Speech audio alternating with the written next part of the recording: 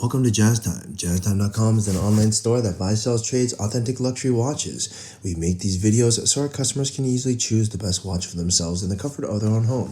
If you like this watch and would like to purchase it at the lowest price anywhere online, click on the link in the description below to buy it at JazzTime.com.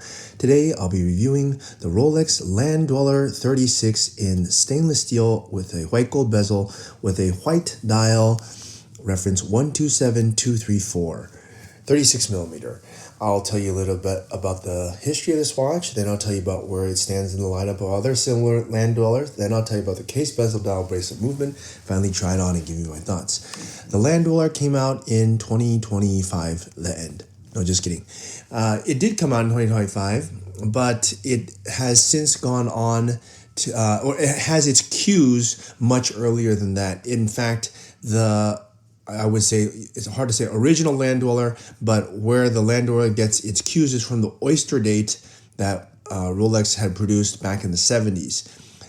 Rolex made a watch in the 70s that had, instead of a mechanical movement, they were doing a digital or a quartz movement inside. And therefore they made the cases and everything much different. They were making them more angular, and it looks kind of like a royal oak. So you see these very angular lines, which are quite a bit different from the Datejust that you see and all the time. The Oyster date had more or less the same look to it. And that makes sense because in the 70s is when the Royal Oak was produced from Audemars Piguet, as well as the Nautilus, and all those have very angular designs. Back in the 70s, that was the thing. And Rolex was no different. They made the Oyster date, which was a quartz movement, and it also had very angular designs. But for whatever reason, Rolex decided not to pursue that line, and they got rid of the quartz movement, and they didn't use the same case anymore for whatever reason. They could have continued on, and it probably would have been really famous and popular like the Royal Oak, but Rolex had other plans, and they decided to scrap it altogether. So the Oyster date soon died off, and you were left with no angular integrated looking watch.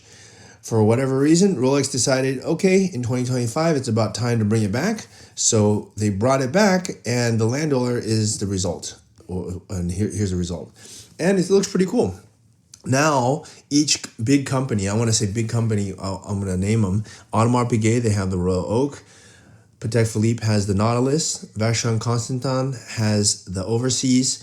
Rolex has the Land Dweller. So each one of those has something in common. What is it? It's that they all have an integrated bracelet and the head. So the watch looks like an integrated watch. It looks like it was all designed in one go, as opposed to just throwing on, a generic strap or bracelet.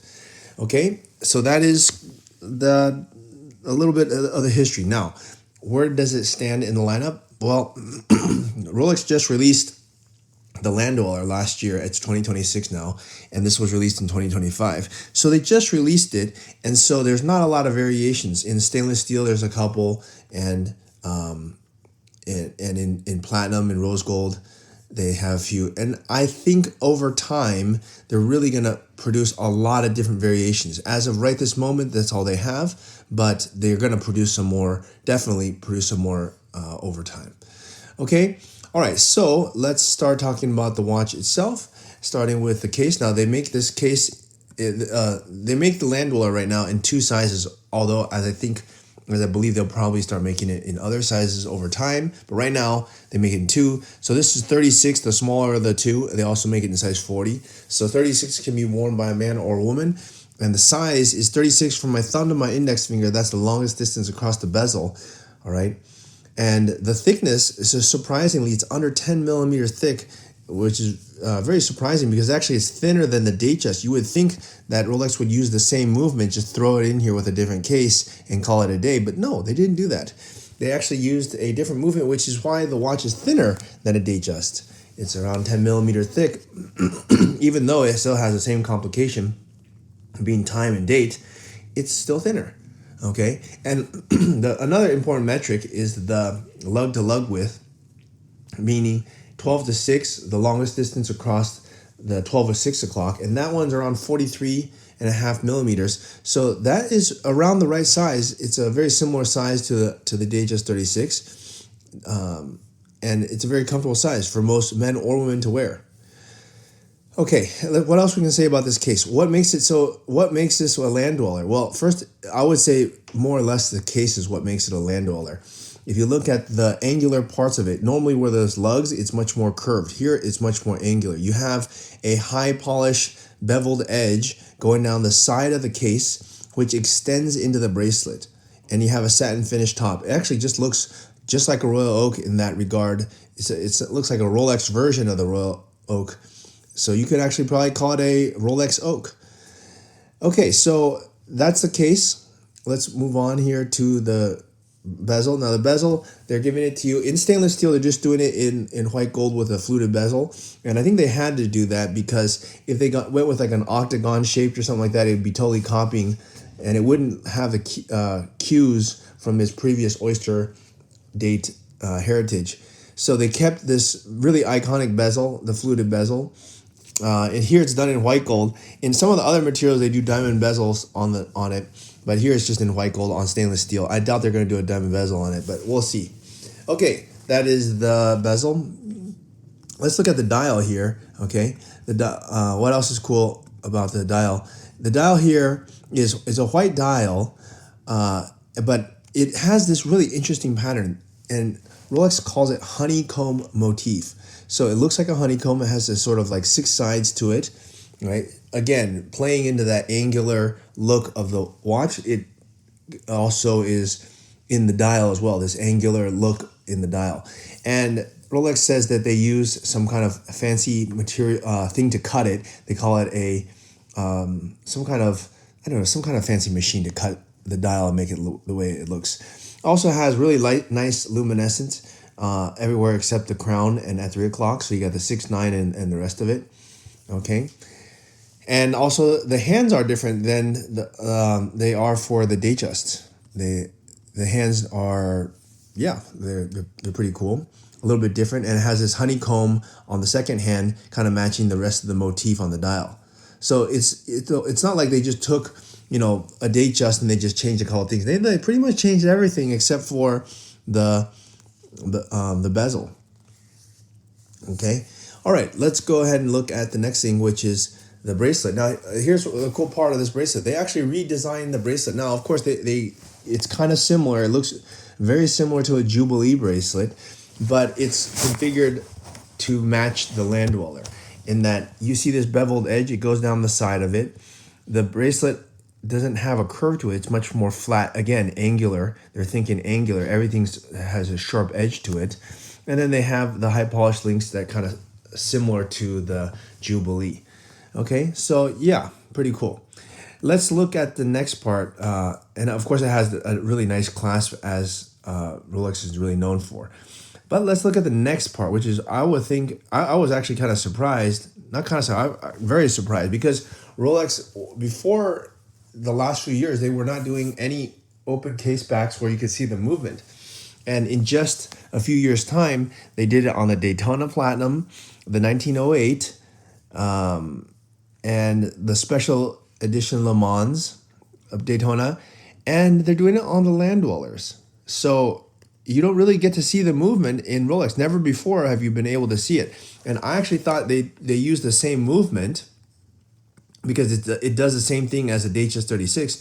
But then I look on their website and they actually have a whole new caliber for it. So surprisingly enough, the new caliber is a 7135 caliber. The old caliber was the same caliber that they've been using in all their date ones, even their 40 millimeters. It's a caliber 3235. They use that in their Submariner, their Datejust 36, 30, 41, everything. It's like an everything movement.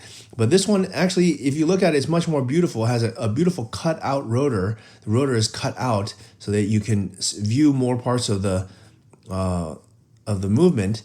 And they just do a great job. I mean, as you could expect from a great watchmaker like Rolex.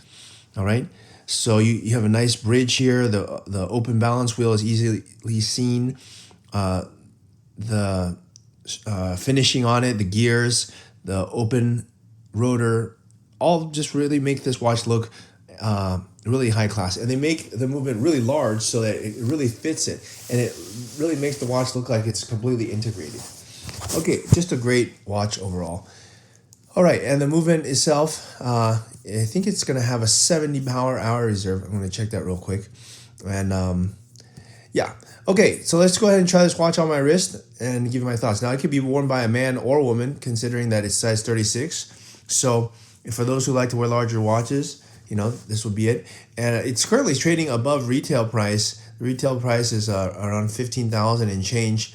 After tax, it's probably bringing you closer to 17. But it's not selling that much over retail considering how hard it is to get.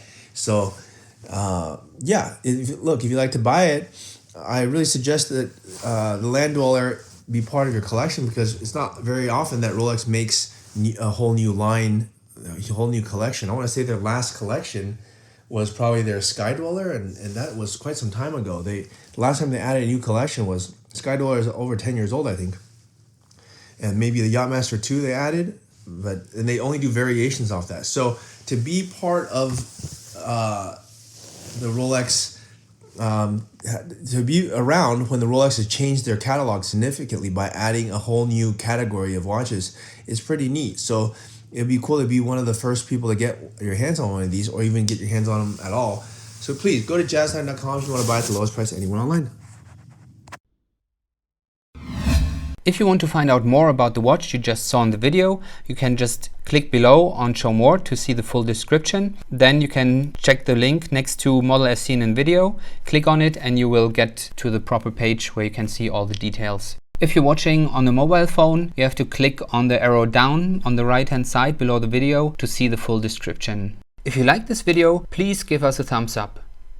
If you would like to share this video with your friends, you can use the share button below and share it on any platform you like. If you have questions, constructive feedback, want to tell us about some mistakes or misspeaks, just write a comment below. If you want to see more videos like this, you should subscribe to our channel and visit our channel page where you can find all the videos. And if you're interested in a specific watch brand, you can check out our playlists. If you want to check the price for a watch or want to buy one, remember at jazztime.com you always get a steep discount, so you should check the prices with us. If you want to know the price for a specific watch, just go to Google, type in JazzTime, plus the brand, model, and the details you're interested in, and Google will find the right page for you. Thank you for watching.